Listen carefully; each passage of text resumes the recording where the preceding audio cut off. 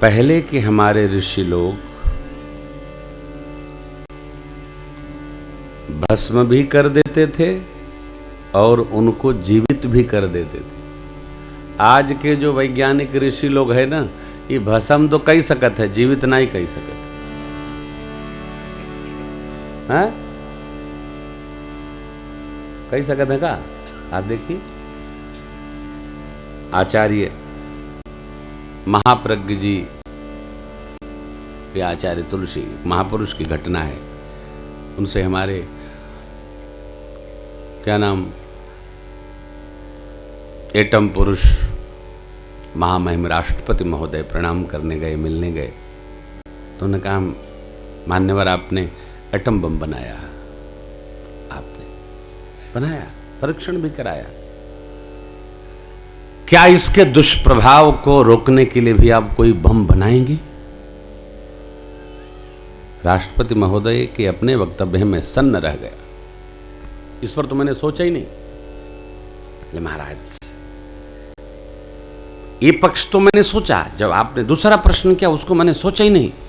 बोले नहीं, आप सोच नहीं सकते ना, क्योंकि जो विनाशक वस्तु बनाता है वो उसके दुष्परिणाम को रोकने की बात सोच ही नहीं सकता, क्योंकि यदि सोचेगा तो बम बना ही नहीं सकता। बनाना तो सरल है साहब।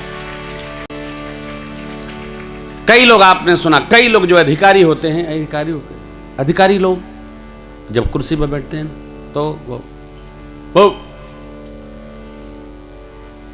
हम आपकी नौकरी खा जाएंगे। अरे किसी को लगवाए हो, खाए के तो सुरसा जस पूरा देश घूम रहा है, लेकिन आपने किसी की रोजी लगाई है।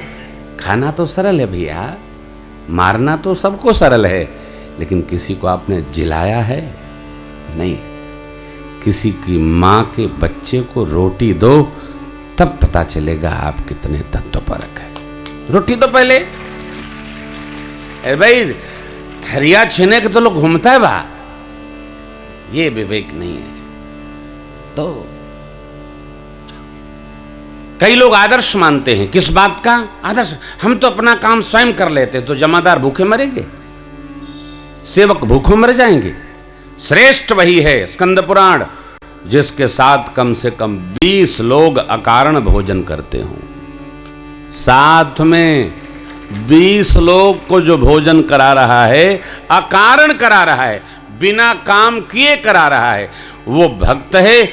उसको किसी भगवान की पूजा नहीं करनी। वो 20 लोग खुदे प्रार्थना करेंगे, हे भगवान इनका चलत रहे कि हमरो शुरू रहे। नहीं करते? ये पुराण की बात है, ये कोई प्रेम पुराण से नहीं, ये स्कंद पुराण से। क्या था है पुराण। आप देखिए, परिवार बड़ा हो छोटा ना हो,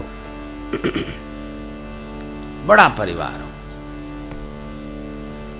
गिने के परे कि के गोट छुअल के ना छुअल। परिवार 30, 35, 40, 50 लोगों का परिवार होना चाहिए। हाँ, एक आवत अच्छी होता है के कर हो छोटकन का छोटका, अच्छा ला जा जी प्रसादी ला। परिवार बड़ा होना चाहिए। क्या सरकारी नारा, छोटा परिवार सुखी परिवार। डट तरीके, छोटा परिवार रोवन परिवार।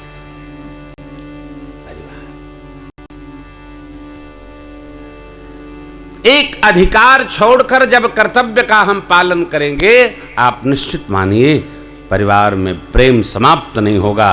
प्रेम समाप्त कहाँ होता है? हम कर्तव्य करना नहीं चाहते हैं, अधिकार के लिए लड़ते रहते हैं। कर्तव्य करो भैया, एक दूसरे के प्रति करो। चक्रवर्ती जी महाराज ने विदा किया, गुरु आज्ञा से प्रभु आए, यज्ञ रक्षण भया। सुबाहु को भगवान ने एक ही बाण मारा, फुस भस्म हो गया। लक्ष्मण भैया ने निशाचरी सेना का संहार किया, यज्ञ रक्षा हुई। भगवान कुछ दिन यहाँ रहे। बाबा विश्वामित्र जी पुराण इतिहास की कथा सुनाते हैं, किस लिए? अपनी भक्ति बढ़ाने के लिए। तह पुनि कछुक दिवस रघुराया रहे, कीन्हि विप्रन पर दाया। भगवान वहां रहे। भक्ति है तो बहु कथा पुराना, कहे विप्र यद्यपि प्रभु। पुराण आदि की कथा कहने गाने से भक्ति वर्धन होता है। मैंने आपको एक दिन की कथा में इसका स्मरण कराया था। ये भक्ति वर्धन प्रसंग है। भगवत कथा गाने सुनने से भक्ति देवी प्रसन्न होती है। कितनी धन्यता है।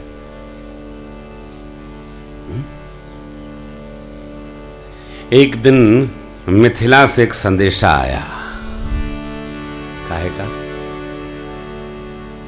मिथिलेश अपनी बिटिया का स्वयंवर साधे।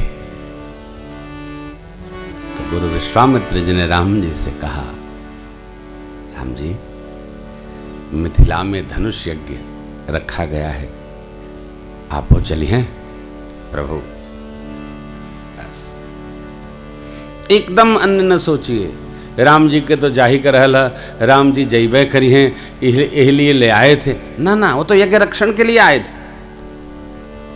त्रेता की महिमा है। वस्तुतः यज्ञ जहां होगा वहां भगवान आएंगे ही आएंगे, तभी पूर्ण होगा। ये कथा यज्ञ, भक्ति यज्ञ, भगवान आए ही हैं तभी तो पूर्णाहुति होगी। और जब पूर्णाहुति होगी तो थोड़ी बूंदाबांदी होगी ही, वृष्टि तो होनी ही है। बीच में हो, पहले हो, कथा के बाद हो, ये यज्ञ की पूर्णाहुति का फल है। ये परिणाम दर्शन करिए। सुनकर धनुष यज्ञ है, परमात्मा चल पड़े। धनुष यज्ञ सुने रघुकुल नाथा, हरषि चले मुनिवर के साथा। आश्रम एक देख मग माही, अगम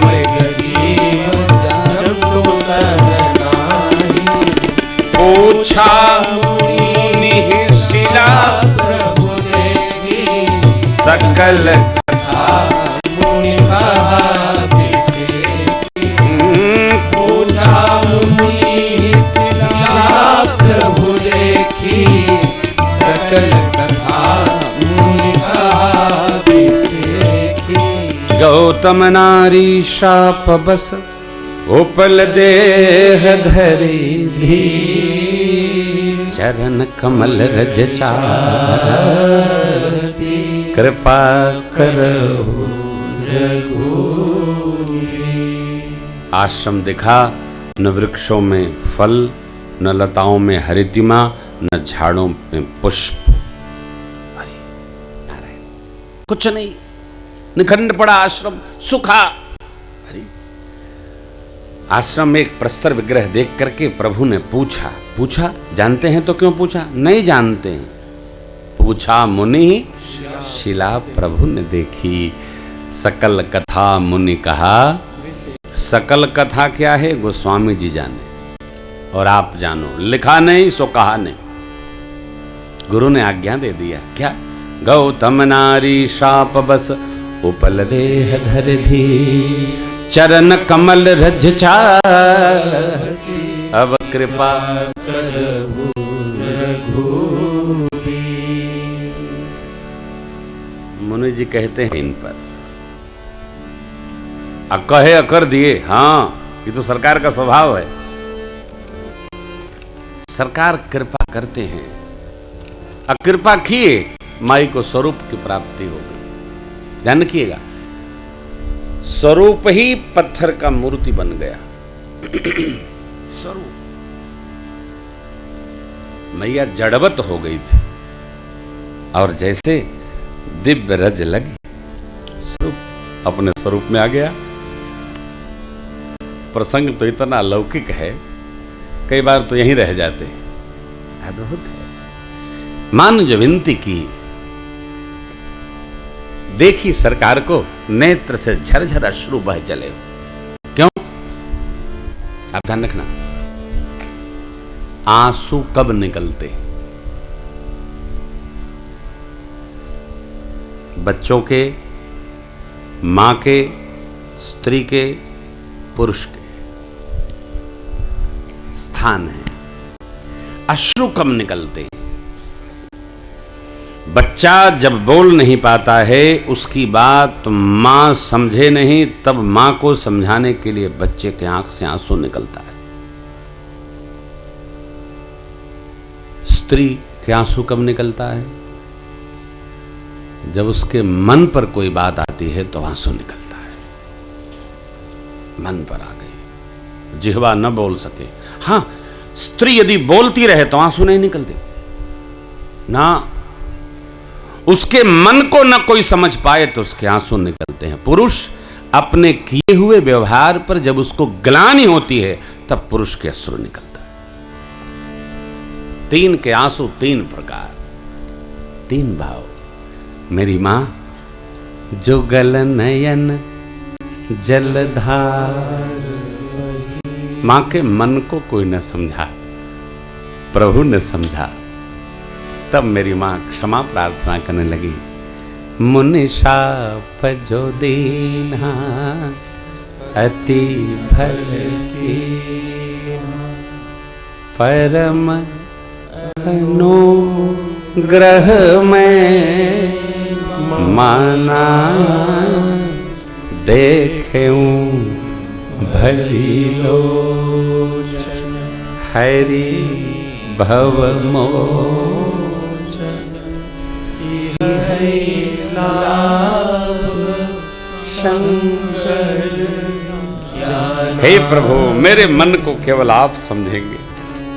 मैं आपसे कुछ नहीं मांगू, कुछ नहीं। बिनती प्रभु मोरी मैं मति घोरी, नाथ न मांगूं बरयाना, बस पद कमल परागा, रस अनुरागा, मम मन मधुप करे पाना, पद कमल परागा। प्रभु कुछ नहीं, मेरा मन भ्रमर बनकर आपके श्री चरणों के मधुर रस का पान करे। कौन चरण? गंगा जी जहां से प्रकट शिव जी ने सिरोधार्य किया। आज इन चरणों की रज सरकार आपने मेरे को स्पर्श कराई, मैं कृतकृत्य हुई। हाथ जोड़कर वंदन करते करते मां गए पतिलोक आनंद